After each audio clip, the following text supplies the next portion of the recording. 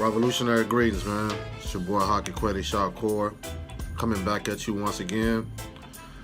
Got a new topic for you, but this is going to be a part 2 to one of my other videos I did, I say about a year or two ago, on the great Dismal Swamp Maroons. But this video is going to be about some new information on the Dismal Swamp Maroons, but also about some new evidence of some new Maroon settlements in the mountains of Virginia and the mountains of the southern regions of the South. I found some interesting information, man. I felt like I should share it with people, man, because a lot of people don't know about the Maroons of North America, if you want to put it like that. But you know, in our terms, politically, New African Maroons. Because we all know these people are emerged from different tribes and different nations. The indigenous peoples of the Americas, Caribbean islands, and our ancestors from West Africa, Central Africa, man. So I'm gonna just go ahead and put it as New African Maroons. But this information is very interesting because of the Virginia. Like I said, Virginia is the land of rebellion and land of resistance also. So, because so many rebellions and plots and plans and conspiracies took place here, man. There was some rebellious African ancestors here, man. Maroon ancestors here. So this is the land of the Maroons of the Upper South. You know what I'm saying? So Maroon upon them, particularly the Appalachian and the Blue Ridge Mountains is what I'm going to speak on today. But there were also Maroon settlements all through the South, which, you know, to Georgia, all the way to Texas. They had Maroon settlements in all these type of terrains of the mountains, as you may know, also because like most of the first Maroons that sprung up in this western region came from the Jamaican and Haitian mountains. You see what I'm saying? So now you can see the comparisons of the Maroons always setting up independent communities and little states in the mountains of certain states in North America. You see what I'm saying? So I find that very dope, man, because it shows what I'm always trying to convey in my messages is that our people always wanted their own independent nation or independent communities that will become eventually nations. You see what I'm saying? Because they're repeating and living by traditions of their ancestors. This is the part people don't get. Before we came to North America, we already had nations and states, man. All those tribes in West Africa, Central Africa, and even the indigenous peoples of melanated skin in North America, we already had our own nations and states. This is why the European called these places and people nations. You see what I'm saying? Even the indigenous people here that was here first in North America. You see what I'm saying? Nations and states. And we have documents, contracts, in the Constitution, you know what I'm saying, all types of things to show you that we already was a nation of people. So we must start acting like a nation of people in order to change the dehumanizing conditions that we're suffering today. You see what I'm saying? Because they know who you are. Simple as that. Resistance is in our blood. So let me move right along because I don't want to make this video too long.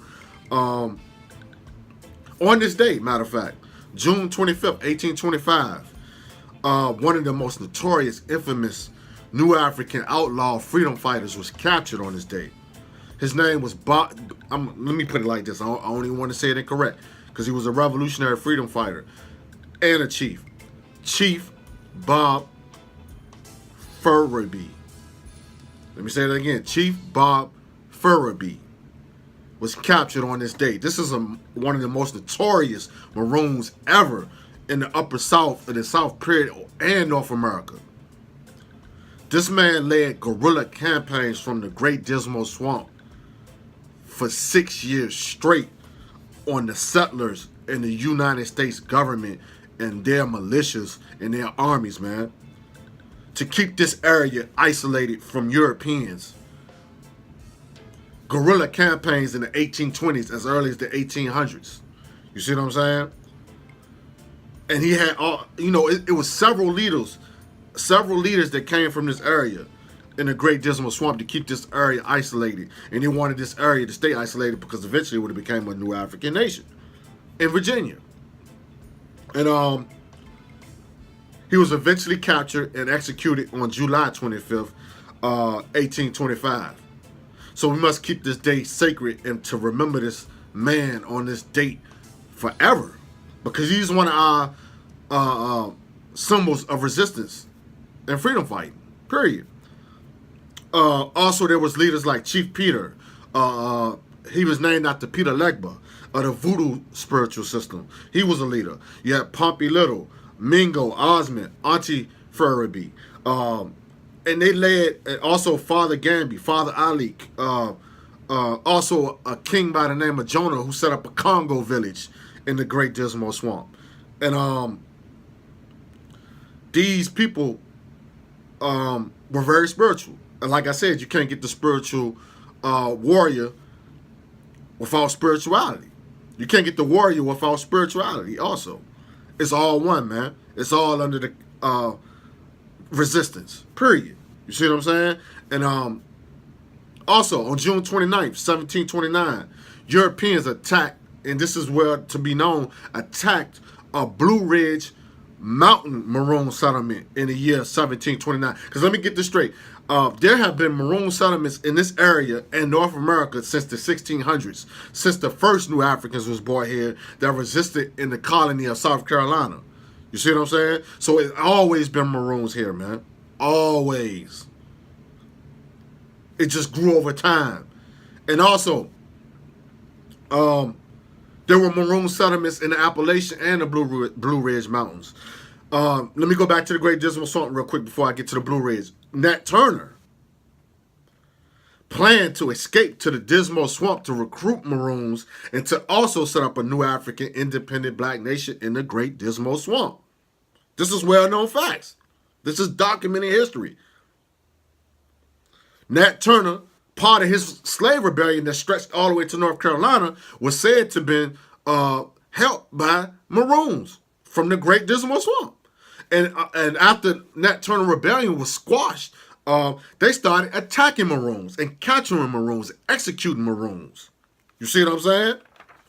So it's like Nat Turner and even Gabriel Prosser, all these people were trying to get to the Great Dismal Swamp to set up an independent nation. Is that a coincidence? You see what I'm saying? Maroons lived in this swamp for decades, man. So I deem this as one of our first New African states, the Great Dismal Swamp. Y'all must go study this. Also, John Brown, and I'm moving on to the mountains now. John Brown, on May 8th to the 10th, held a slavery, an anti-slavery revolution conference. And in that conference, he mentioned that he was going to, him and his army, his liberation army, were going to free New Africans and merge together, come together, and help them set up an independent New African Maroon settlement nation state in the Appalachian Mountains of Virginia and West Virginia. Whoo, that's deep, man. You see what I'm saying? That's deep. So this whole period of time of resistance is what I'm trying to tell our people, that we need to start documenting, telling the stories of our ancestors who didn't want to become a part of the United States government, who didn't want to be citizens of the United States of America. No, they wanted their own Africa right here. And this is what we still should be fighting for. You see what I'm saying? All this killing, because I'm going to tell you like this, all this killing that's taking place by the police on us is sanctioned and legal. Why? Because you had the Casualty Killing Act of Virginia, which was documented under law in the Constitution and was law in Virginia, that they could kill fugitive outlaw slaves if they deemed them as such, criminalize them as such. So all these laws are still in place today, the Casualty Killing Act. This is why we get executed at high rates by the police, because they can do it. And the only way we can combat that is for a black plebiscite and to demand reparations and to demand a new African independent nation. We must separate from the European, period. Your ancestors want separation. We demand separation now, period. So all I want you to do is go back and study this. Research the Maroons of the Appalachian Mountains, the Blue Ridge Mountains. I'm going to show you all this information on my Instagram and all this stuff, man. Pictures and everything. But shout out to the great outlaw leader, Bob Ferebee, he was one of the first known outlaws. Simple as that. Tupac. You know what I'm saying? So salute to him. Salute to all the Maroons of North America and the Upper South. Yeah, man. This is what it's about, man. The Great Dismal Swamp Maroons. Blue Ridge Mountain Maroons. Appalachian Maroons, man. We Maroons. Virginia, we Maroons, man. Let's get it cracking. I'm going to sign off. Haki, Kweli, Shakur to see the Gabriel Prosser, man. August 3rd, Collective Minister of Information. New African People's Liberation Army. Free the land by any means necessary.